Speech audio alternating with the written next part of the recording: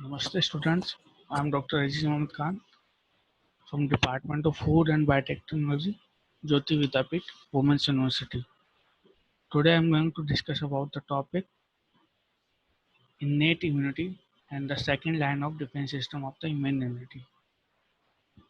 Second line of defence system में क्या क्या होते हैं कि हमारी जो बॉडी की जो ब्लड सेल्स होती हैं, लिम्फेटिक सिस्टम होता है, फेगोसाइटोसिस सेल्स होती है, इन्फ्लामेशन होता है, फीवर होता है, एंटी माइक्रोबियल सब्सटेंसेज होते हैं, वो second line of defence system में आते हैं। ठीक है, तो सबसे पहले हम बात करते हैं ब्लड के बारे में। ठीक है, ब्लड के अंदर प्लेटलेट्स होती है और ब्लड क्लॉटिंग करती है, एरिथ्रोसाइट होती है, रेड ब्लड सेल्स होती है, ल्यूकोसाइट्स होती है जो इम्यून सिस्टम में सबसे इम्पोर्टेंट रोल प्ले करती है। ठीक है, तो जो ल्यूकोसाइट्स होती है वो दो टाइप के होते हैं, ग्रेनुलोसाइट्स और एग्रेनुलोसाइट्स।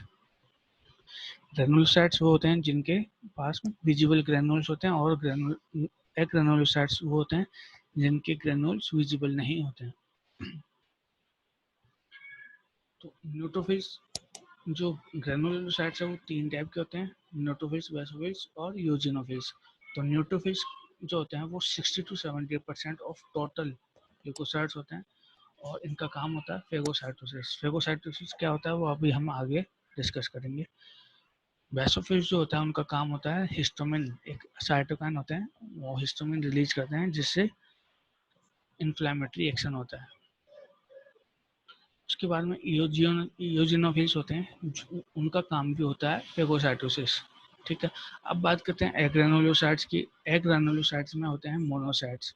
ठीक है, मोनोसाइट्स का काम होता है फेगोसाइटोसिस करने का। मोनोसाइट बाद में मैक्रोफेजेस में कन्वर्ट हो जाती है। नेक्स्ट है डेंड्राइटिक सेल्स। डेंड्राइटिक सेल्स जो होती है उनका काम भी फेगोसाइटोसिस होता है और ये अडेप्टिव इम्यून रेस्पॉन्स को जनरेट करती है। नेक्स्ट है natural killer cells. Natural killer cells वो सेल्स होती है जो किसी भी अपने टारगेट को साइटोलाइसिस करती है, मतलब कुछ साइटोकाइन्स रिलीज करती है और उससे उसका अपोप्टोसिस हो जाता है।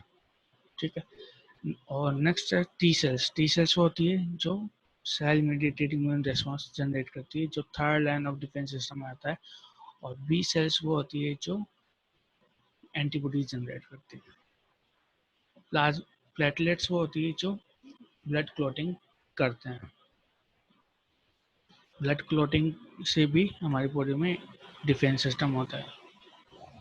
अब हम बात करते हैं लिम्फोइड ऑर्गन्स की। कौन कौन से हमारे पास बॉडी के अंदर लिम्फोइड ऑर्गन्स है। पहला है बोन मैरो। ठीक है, बोन मैरो वो जगह है जहाँ ऑर्गन है जहाँ पे ब्लड सेल्स बनती है। ठीक है, और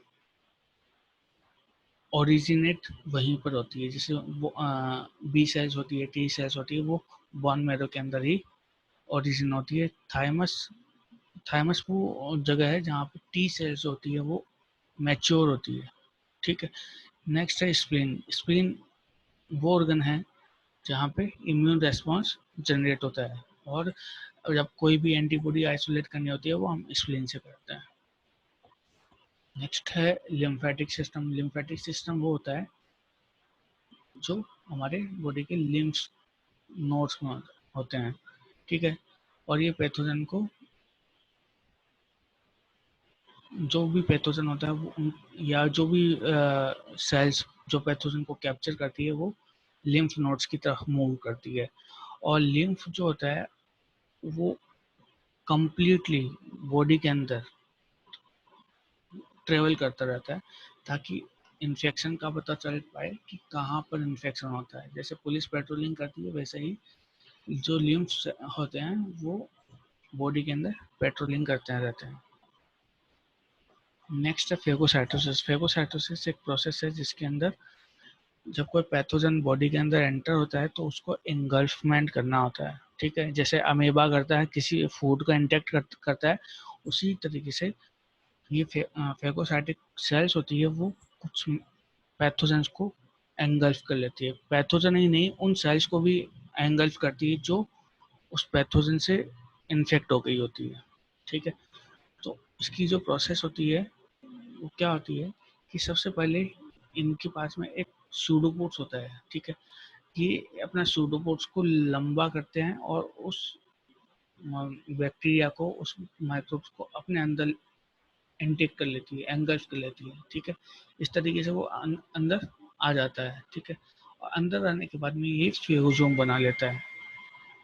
फेगोसोम बनाने के बाद में एक लाइसोसोम होता है बॉडी के अंदर, लाइटिक एक्टिविटी का रखता है। तो लाइसोसोम इस फेगोसोम के साथ में मिलकर फेगोलाइसोसोम कॉम्प्लेक्स बनाता है। ये लाइसोसोम क्या करेगा, ये जो बैक्टीरिया है, जो पैथोजन है, उसको छोटे छोटे पार्टिकल्स में तोड़ देता है, ठीक है। रेजिडुअल बॉडीज बना देता है इसकी। ये रेजिडुअल बॉडी बाद में ऊपर सेल के बाहर निकल जाती है और उसको क्लीन आउट कर देते हैं। कौन कौन से सेल्स होती हैं जो फेगोसाइटिक सेल्स होती है? तो पहली तो होती है न्यूट्रोफिल्स, ठीक है। नेक्स्ट होती है मैक्रोफेजेस जो मोनोसाइट से ओरिजिनेट होती है। नेक्स्ट है डेंड्राइटिक सेल्स। नेक्स्ट है ऑप्सोनाइजेशन। ऑप्सोनाइजेशन भी फेगोसाइटोसिस की तरह ही होता है, लेकिन इसमें एक स्टेप और होता है, ठीक है। इसमें एक स्टेप और होता है, वो वह प्रायर स्टेप होता है। इसमें क्या होता है कि जब कोई पैथोजन होता है, जैसे बैक्टीरिया है, इस बैक्टीरिया के चारों ओर एंटीबॉडीज कवरिंग कर लेते हैं, ठीक है। कवरिंग कर लेंगे तो बैक्टीरिया मूव नहीं हो पाता है। अब इस जो न्यूट्रोफिल जो होते हैं, जो या जो भी फेगोसाइटिक सेल्स होती है, वो आके इनको एंगल्फ कर लेती है और एंगल्फ करके उसको किलिंग कर देते हैं। इसको कहते हैं opsonisation, means covering by bacteria and then phagocytosis. अब बात करते हैं इन्फ्लामेशन। इन्फ्लामेशन हमारी बॉडी में एक इम्यून रेस्पॉन्स है, जब हमारी बॉडी इन्फेक्ट हो जाती है, जब कोई बॉडी टिश्यूज इन्फेक्ट हो जाता है, ठीक है।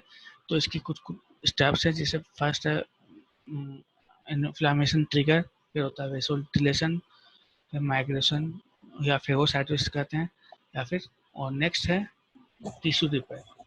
तो पहले बात करते हैं इन्फ्लामेशन ट्रिगर की, कि सबसे पहले हमारी बॉडी के अंदर एक कट लग जाता है, जो स्किन होती है, स्किन के ऊपर एक कट लगता है और उस कट के थ्रू माइक्रोबियल हमारे जो टिश्यूज है उनके अंदर पेनेट्रेट कर देते हैं, ठीक है, अंदर एंटर हो जाते हैं।